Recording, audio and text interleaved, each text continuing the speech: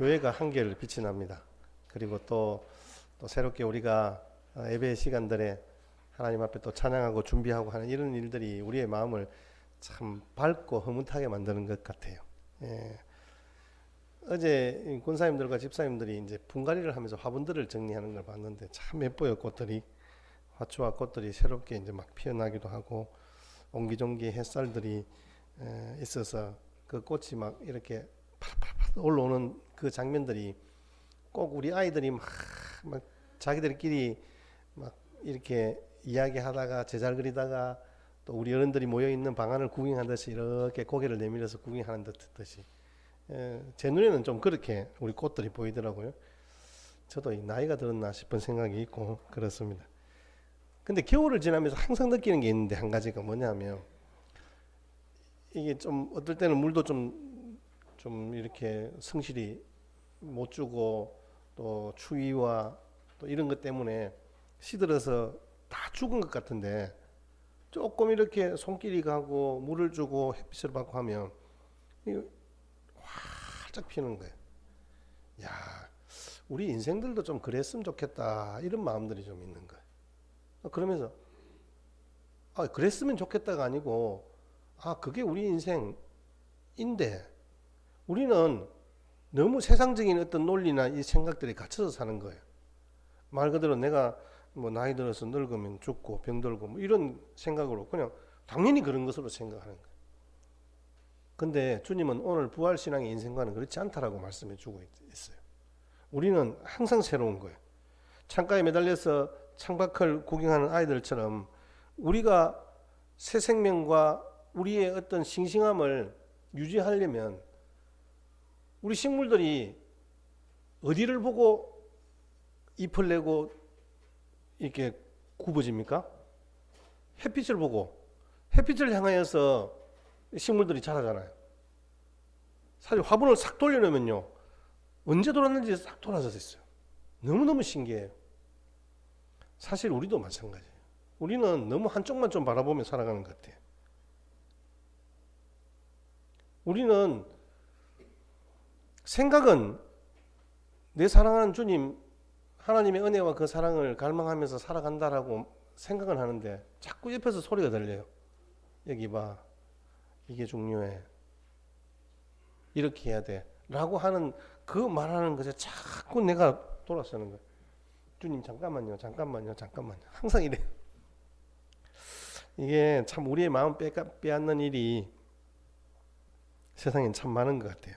그런데 우리가 바라봐야 할 것은 한 곳뿐임을 생명을 가진 식물들이 알려줍니다. 주님을 향해서 주님이 계신 그곳을 주님이 서신 그 발 앞에 내가 서면요 내 생명은 날마다 새로운 거예요. 안 그러면 상황에 따라 살아갈 수밖에 없어요. 우리의 어떤 여러 가지 삶의 걸음에는 항상 일이 있잖아요. 그 일이 생긴다는 건 그 일이 있다는 말은 부담스럽다는 말이잖아요. 힘들다는 말이잖아요. 뭔가 사건이 생긴다는 말이잖아요. 그러니까 자꾸 우리 입에서 왜 이렇게 힘들지? 나는 못해, 안 돼, 안 하고 싶어. 자꾸 그런 생각들이 우리를 지배하는 거예요. 그러면 내가 마음에 부담이 되고 결국은 내가 거기에 대해서 열정적으로 하나님을 바라보는 믿음의 길들을 못 가는 거죠. 우리는 믿음의 성도들이 바라보아야 할 것이 어디입니까? 죽음 너머에 있는 영원한 부활의 생명이 있는 곳 하나님 나라가 아니겠습니까? 주님께서 이미 죽음을 이기시고 승리하신 그 자리를 바라봐야 되는 거잖아요. 근데 우리는 자꾸 우리의 인생의 슬픔과 고통과 죽음만을 생각하는 거예요. 사실 그것을 경험할 수밖에 없죠. 우리 인생도 여러분들이 나이 들었다 그것보다는 조금 더 생명력 있는 삶을 살려면요 우리에게 햇빛을 주시고 비를 주시는 그 하나님처럼 우리에게 공급하시는 하나님의 약속의 말씀과 성령의 능력으로 여러분들도 충분히 생명력 있는 부활 인생의 삶을 살아갈 수 있으리라 생각하며 축복합니다. 여러분들이 그 걸음 위에 굳건히 서시는 우리 남은 인생의 걸음 되시기를 주의 이름으로 축복합니다. 우리 인생이 참 고통스러워요. 낯선 세상을 살아갈 수밖에 없어요. 한 번은 죽어야 한다. 숙명적인 마음도 있어요. 이런 마음들은 결국 사망 아래 놓인 존재들이다라는 생각이 들어요. 그래서 어떤 철학자는 우리는 인생을 살아가는데 사망의 행렬에 끼어 살아가는 나그네다 이렇게 이야기를 합니다. 언젠가는 죽는다는 이 말씀이죠. 근데 여러분, 언젠가는 죽는다는 개념은 우리의 육체적인 개념이에요. 근데 오늘 본문에 보면 나사로는 예수님의 사랑을 받고 있는 사람인데 우리와 성정이 똑같은 사람이에요. 그래서 병들어서 예수님을 사랑하고 예수님을 좋아하고 예수님의 말씀이 진짜 말씀임을 믿고 고백하는 사람이에요. 근데 죽었어요. 그러니까 옆에 있는 사람들이 더 충격을 받는 거죠. 예수님 잘 믿으면 병들어서 저렇게 죽지는 않을 텐데, 이런 생각들. 예수님이 우리를 진짜 사랑하시는가? 우리가 갑작스러운 불행을 만나면 그런 마음들이 있어요. 예수님에게서 온 누이 동생들의 증가를 받고 예수님은 그 말씀, 아주 짧은 증가이겠지만 거기에 담겨진 이면을 예수님이 보시고 이렇게 이야기하시는 거예요. 이 병은 죽을 병이 아니다. 하나님의 영광을 위한 것이다. 이렇게 이야기 말씀하시는 거예요. 나사로의 병과 죽음 뒤에는 하나님의 심오하고 사랑이 넘치는 목적과 뜻이 숨어 있다라는 말씀입니다. 그러니까 결국 그 죽음이 우리가 생각하는 죽음으로 끝나는 것이 아니다 이 말입니다. 그렇기 때문에 갑작스러운 그런 불행을 당했다고 해서 예수님이 날 정말 사랑하시나 하고 의심하는 것은 어리석은 태도입니다. 주님의 사랑을 받는 하나님의 자녀들에게도 원하지 않는 일이 일어날 수 있습니다. 질병으로 고통당할 수 있고요. 사업에 실패하거나 인생의 무거운 짐으로 고통당할 수도 있습니다. 이런데도 우리는 주님의 그 사랑을 의심해서는 안 되는 이유가, 주님은 그 고통과 죽음을 이미 이기시고 우리 앞에 부활 생명으로 서 계신 분이기 때문에 그렇습니다. 그래서 예수님이 당연히 그 말씀하실 수 있는 거죠. 이 병은 죽을 병이 아니다. 이것은 결국 하나님의 영광을 드러내는 것이 될 것이다.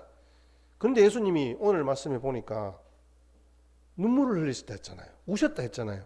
오늘 35절 말씀을 여러분 한번 보십시오. 예수께서 눈물을 흘리시더라. 무덤 앞에서 유족들과 함께 그들을 찾아온 사람들이 통곡을 합니다. 예수님이 눈물을 흘리시. 그런데 여기에 헬라 원어로 이 말은 그냥 너무 슬퍼서, 우리 슬프면 그렇잖아요. 마음이 먹먹해지고 눈물이 주르륵 나잖아요. 아니요. 예수님은 그게 아니고 이 본문은 왈칵 눈물을 쏟으신 거예요. 마음에 막 분함이 있는 거예요. 이건 아닌데 이런 마음이 있는 거예요. 그러면서 눈물이 확 쏟아졌단 말씀입니다. 죽음이 인간에게 안겨주는 슬픔과 절망이 얼마나 대단했던지 하나님 자신마저도 눈물이 없이는 그것을 지켜보실 수가 없었다는 말씀이죠. 이게 아닌데 우리가 하나님께로부터 피조인데 예수님이 통분히 우리 죄로 말미암아 이 땅 가운데 이미 고통과 절망 가운데 있는 저와 여러분들은 죽은 거나 마찬가지예요. 그런데 주님이 뭐라고 이야기합니까? 믿으면 하나님의 영광을 보리라 했습니다. 주님의 말씀 그대로 나사로가 살아났습니다. 예수님이 부활이요 생명이심을 믿는 자들에게는 이런 일들이 일어납니다. 결코 절망하지 않고 죽음도 두렵지 않습니다. 주님께서 부활의 권능으로 나의 현실 문제에 깊이 관여하고 계십니다. 죽음과 같은 절망 속에서도 살 길이 있는 거예요. 주님은 죽은 지 나흘이라 되는 나사로에게 나사로야 나오너라고 말씀합니다. 그 근세에 있는 주님의 음성이 지금 저와 여러분에게도 들려지는 은혜가 있기를 주의 이름으로 축원합니다. 예수님은 죽은 나사로를 살리시면서 자신이 부활이요 생명이라고 말씀하셨잖아요. 예수님이 마르다에게 뭐라고 말씀하셨나요? 나는 부활이요 생명이니 나를 믿는 자는 죽어도 살겠고 무릇 살아서 나를 믿는 자는 영원히 죽지 아니하리라 말씀하십니다. 이 말씀은 예수님을 믿는 사람은 육체의 죽음으로 끝나지 않고 영원히 살게 된다. 그리고 영적으로 바랍니다. 결코 하나님께서 내게 주신 이 생명의 역사를 헛되이 돌려보내지 마십시다. 여러분, 사망은요 우리를 삼키려 했어요. 근데 예수님이 그곳에서 부활하셨어요. 이건 뭐예요? 죽음이라는, 절망이라는 그 무덤이 삼키려고 입을 벌렸는데 예수님이 그 속에서 살아나신 거예요. 오히려 예수님이 그 죽음 위에 발을 얹으시고 나사로야 나오라라고 말씀하고 있는 거예요. 우리에게 주신 이 생명의 역사는 다시금 하나님께서 에덴 동산에서 아담과 하와를 부르시며 교제했던 그때로 돌아가는 거예요. 그것이 바로 부활의 능력인 거예요. 이제 그곳에서 주님을 부르며 주님께서 우리에게 허락된 생명나무 열매를 먹을 수 있습니다. 그런데 우리는 여전히 우리 옆에서 아름답고 보암직도 하고 먹음직도 하고 탐스러운 선악을 알게 하는 나무의 실과를 계속 주목하여 보고 있는 거예요. 저게 맛있을 텐데,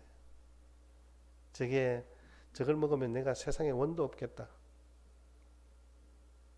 근데 여러분, 보기에 좋고 내가 맛있다고 느끼고 내가 정말 속이 시원하다고 느끼고 내가 정말 배부르다고 느끼는 그 세상에 있는 모든 음식들이 다 보면 우리 몸에 안 좋은 것들이 너무 많아요. 가장 자연스러운 것들이 가장 좋은 거잖아요. 근데 우리는 좀 더 맛있게, 좀 더 뭔가 어떻게 만들어서 먹는다는 것들이 화학 재료를 첨가할 수밖에 없고, 내 가슴을 뻥 뚫리게 하는 탄산 음료들은 결국 우리의 몸을 망치잖아요. 입에 단 아이스크림은 우리 몸을 차게 만들고, 결국 그런 것들이 몸에서 암세포가 자라게 하는 거잖아요. 제가 일부 예배 때도 말씀을 드렸는데, 음식을 먹어보니까요, 음식은 꼭꼭 씹어서 드시면 맛있지 않은 음식이 하나도 없더라고요. 제가 그걸 어떻게 하냐면요, 제가 밥을 엄청 좋아하거든요. 밥은 제가 반찬 없이도 뭐 다른 거 없이도 밥만 먹어도 저는 맛있습니다. 그러니까 밥도 꼭꼭 씹으면 거기서 닭 맛이 막 나잖아요. 그럼 너무너무 맛있잖아요. 근데 이번에 제가 일주일 동안 거기 가서 있으면서 그 이제 선교사님이 그런 이야기를 하시더라고요. 뭐 이렇게 뭐 음식은 이렇게 먹어야 되고 이건 좋지 않다. 첨가된 어떤 첨가제 이런 것들은 우리 몸을 망치는 거다. 이런 이야기 하면서 첫날 밥을 먹는데 풀떼기만 나온 거예요. 그래서 제가 장로님들이 사진을 딱 찍어서 너무 예쁘고 좋아요. 사진 찍어서 보냈더만 제 첫 번째 딱 대답이 뭐냐 하면, 목사님 고기 사들고 올라갈까요? 이렇게 답장이 왔더라고요. 그만큼 이제 그런 것만 있더라고요. 근데 그래서 좀 여러분 그냥 뭐 고기하고 밥 먹어도 제가 한 7분 이 정도 하면 한 끼를 그냥 먹는단 말입니다. 우리 교회에서 제일 밥을 빨리 먹는 어떤 집사님이 저하고 밥을 먹다가, 야, 나보다도 빨리 먹는 사람이 있네 이러면서 말씀을 하시는 걸 제가 있었는데, 제가 그만큼 밥을 빨리 먹어요. 근데 그 풀떼기 뭐 먹을 게 뭐 있습니까? 뭐 요만한 접시에 그냥 해서 뭐 한 5분만에 다 먹었던 것 같아요. 그러니까 사람들이 전부 나를 보고 있는 거예요. 나도 그러면 어떻게 일어서지도 못하고 가만히 앉아서 있는데 30분을 밥을 먹고 있더라고요. 그거 가지고. 이야, 진짜 너무했다 싶어요. 저는 제 혼자 얼굴이 화끈화끈하고 좀 그랬더랬습니다. 근데 그 다음 끼부터 저도 똑같이 이제 풀 하나도 씹어 먹고, 그분이 그러더라고요. 목을 잠그고 거의 죽이 될 때까지 씹으라 이렇게 이야기 하시더라고요. 근데 저는 그게 안 돼요. 씹으면 그냥 저절로 넘어가 버려요. 그게 저는 잘 안 되더라고요. 근데 연습을 하니까 조금씩 되더라고요. 제가 이 이야기를 하는 것은 우리 몸의 건강이라는 것은 우리가 사실은 만들어 가야 돼요. 근데 계속 보면 우리는 어떤 질병이나 이런 어떤 것들을 좀 내 탓이 아니라 남 탓을 하는 경우들이 참 많아요. 근데 제가 이번에 가서 확실히 알은 건요, 우리가 그 일들에 대해서 책임성이 있어야 돼요. 여러분, 하나님께서 내게 주신 이 육신의 몸이 건강하게 지키고 가꾸는 것은요, 하나님이 내게 주신 사명이에요. 그걸 나와는 상관없는 어떤 것으로 생각하면요, 그때부터 점점 내 몸은 약해질 수밖에 없어요. 내 속에서 병이 생길 수밖에 없다니까요. 예수님이 우리 가운데 죄가 옴으로 말미암아 우리 가운데 고통이 있고 결국은 절대절망인 죽음이 우리 가운데 왔잖아요. 근데 이 일들을 넘어설 수 있는 것은 예수 생명, 즉 부활의 생명으로 말미암아 거듭난 역사만이 우리를 바꿀 수 있는 거예요. 예수님이 죽음을 정복하고 부활하신 분으로 믿는 사람에게 죽음을 이기는 영원한 생명을 주셨잖아요. 그래서 우리는 이 땅의 것들에 대해서 욕심을 내거나 그 일들에 대해서 내 마음을 주면요, 나는 영영 그 사망을 이기지 못해요. 우리의 삶 가운데서 주님은 우리에게 단순히 우리 몸이 건강해지는 것과는 차원이 다른 거예요. 여러분, 부활 생명, 이 말은 내가 다시 병들어서 죽게 되었는데 극적으로 어떤 좋은 신약을 먹어서 내가 다시 살아났고 몇 년 뒤에 죽었다, 이건 부활이 아니에요. 이건 부활이 아닙니다. 부활은 죽었던 우리가 다시 살아났는데 영혼이 죽지 않는 거예요. 이게 부활이에요. 예수님도 육체적으로 죽었다가 부활하셨잖아요. 그런데 어떻게 됐어요? 죽었다가 다시 영혼이 살았잖아요. 부활은 예수님이 진정한 하나님의 아들이심을 보여준 거잖아요. 그래서 그의 죽음이 우리 죄를 위한 대속의 죽음이셨음을 증명하는 것이고, 이 예수님을 믿은 우리들은 그 그리스도의 부활에 참여함으로 그리스도 예수의 새로운 부활을 경험하게 되는 거예요. 그래서 그 부활 생명을 누리게 되는 거죠. 동시에 우리 그리스도의 부활은 우리 신자의 미래의 부활의 보증이 되는 겁니다. 그래서 그 부활은요, 먼 미래에 있는 사건이 아니라 지금 현재 저와 여러분들이 경험하는 현재적 사건임을 여러분들이 기억하십시오. 그거 안 되면 예수님을 죽이려고 눈에 불을 켜고 덤벼들었던 바리새인과 서기관과 대제사장들처럼 나사렛 목수의 아들이다, 하나님을 모독했다, 신성 모독죄로 몰아서 종교적 이단화로 취급하고 그를 사형틀에 올린 거예요. 그 사람들은 예수님이 생전에 가늠한 여인을 돌로 치려 할 때에 예수님께서 땅바닥에 뭔가를 쓰셨잖아요. 그러니까 그 사람들이 딱 입에서 하는 말이 뭐냐 하면 그 예수님을 안다 이거죠.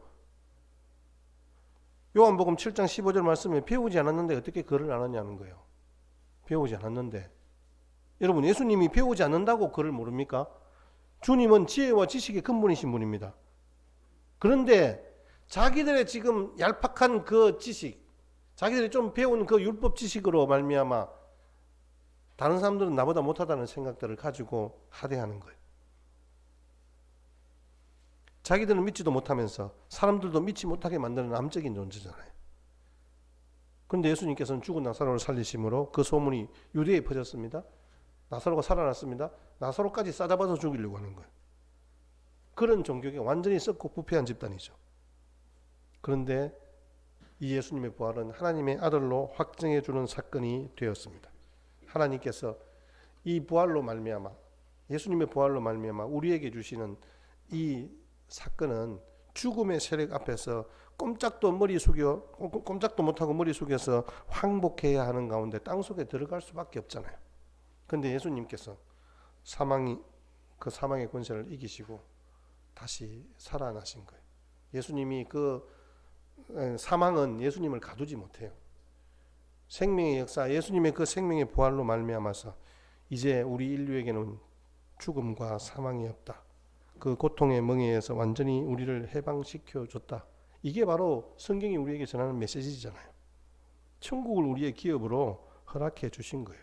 그래서 여러분, 인생의 종국은 죽음이 아닙니다. 새 생명의 역사입니다. 혹시 모를 고통과 어려움 때문에 여러분들이 겪고 있을 마음의 부담감이 있을 것입니다. 근데 여러분, 절대로 거기에 머물러 있어서 안 됩니다. 여러분, 그것을 포기하거나 그것 때문에 내가 이것은 내 인생에 있어서 짐이요, 내가 경험해야 하는 저주다라고 생각하신다면 여러분 잘못 생각하신 거예요. 참 많이 사람들이 힘들어합니다. 특별히 나이가 들면 혹시 나에게 치매가 오지 않을까, 이 생각 때문에 참 힘들어요. 정말 이 일은 어떻게 우리가 책임질 수도 없는 거예요. 사실 우리 교회에 암 환자만 10명이에요. 여러분 그거 아세요? 우리 교회에. 근데 여러분, 그런 어려움들은 우리가 뭐 극복 가능하다, 치료 가능하다 이런 이야기 때문에 또 내가 뭐 어떻게 어찌 보면 감당해야 할 몫이다 이렇게 생각하는데, 이 어떤 치매 이런 부분들은 참 쉽지가 않아요. 우리 김태동 집사님 같은 경우에 지금 계속 예배를 참석 못 하시잖아요. 치매 초기를 조금 이제는 넘어서신 것 같아요. 지금 시간 개념을 모르세요. 저녁 9시, 그 다음 10시, 12시, 2시, 3시. 지금 사실 계속 이 교회 그렇게 오셔요. 조금씩 오셔서 열심히 사택에 그 배를 누르시는데, 제가 12시까지는 문을 열어서 이제 설명도 해드리고 이야기도 하고 혹시 어떨 때는 뭐라 하기도 하고 했는데 2시부터는 제가 포기하고 응답을 하지 않기로 했습니다. 여러분들이 새 생명의 역사가 있었으면 좋겠어요. 우리 가운데 그런 어떤 어려움이 있지만, 그러나 그 어려움을 주님만을 바라봄으로 말미암아 부활신앙의 인생강으로 능히 승리한 우리 믿음의 선배들이 있습니다. 여러분들에게 우리 영상으로 우리 이 스콧 해밀턴을 여러분들에게 소개해 드립니다. 이분이 태어난 지 6주 만에 친부모에게 버려졌습니다. 다른 가정에 입양되었는데 2살 때 발병한 알 수 없는 괴질로 입으로 밥을 먹을 수 없어서 호스를 연결해서 겨우 섭취할 수 있는 그런 수준이 되었습니다. 다른 아이들보다 아주 작아요. 서양인치고 너무 작은 거예요. 따돌림 당하죠. 비용비가 이 양부모님들을 경제적으로 어렵게 만들었습니다. 그런데 이런 행복한 상황이, 조건이 1도 없는데 교회로 가게 되었고, 그곳에서 누구도 자신을 사랑하지 않는 줄 알았는데 예수님이 자신을 사랑하고 계심을 알게 된 거예요. 그래서 이제부터 예수님만 바라보며 살겠습니다라고 다짐하고 그가 신앙생활을 하게 되었는데, 이 주치의 딸이 다니는 그 피겨 스케이팅을 권하게 되고, 피겨 스케이팅을 하다가 괴질이 걸린 거예요. 괴질이. 그 괴질이 그러니까 치료가 된 거예요. 운동을 하니까. 근데 문제는 뭐냐면 올림픽에 가서 금메달까지 땄는데 고환암 3기 진단을 받은 거예요. 근데 항암 치료를 했습니다. 근데 2004년도에 뇌종양 및 뇌하 수체암을 또 진단받게 된 거예요.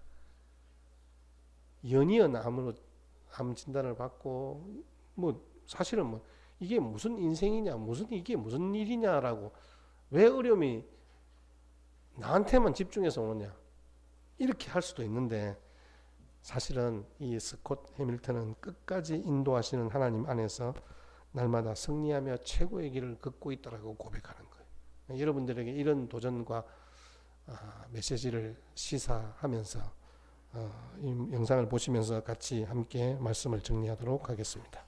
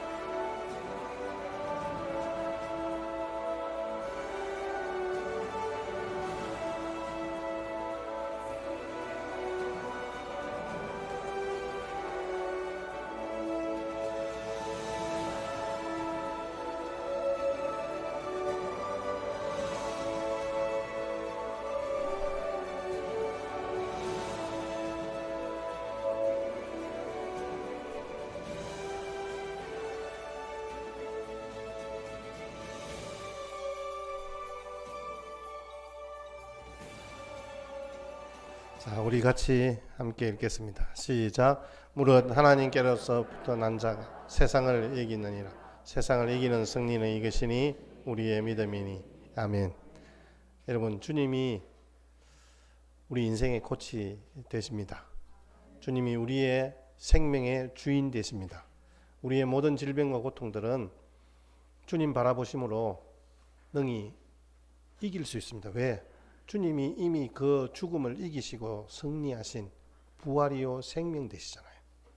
여러분, 이 부활신앙 끝까지 견지하시고 언제나 주님께서 기뻐하시는 그 주님의 부활이 현재 나의 부활로 믿고 나아가는 자만이 이처럼 산자의 하나님을 만나는 축복을 경험하게 될 것입니다. 결코 주님은요 죽은 자의 하나님이 아니에요. 산자의 하나님이세요. 왜냐하면 주님이 영원토록 사시니까 우리도 영원히 살 거예요. 여러분, 힘들고 어려운 인생길이지만 포기하지 않고 주님만 바라보며 나아갈 때 늘 주님과 동행하는 기쁨이, 그 하늘의 새로운 은혜와 기쁨과 행복이 여러분들의 삶 가운데 함께 하실 줄 믿습니다.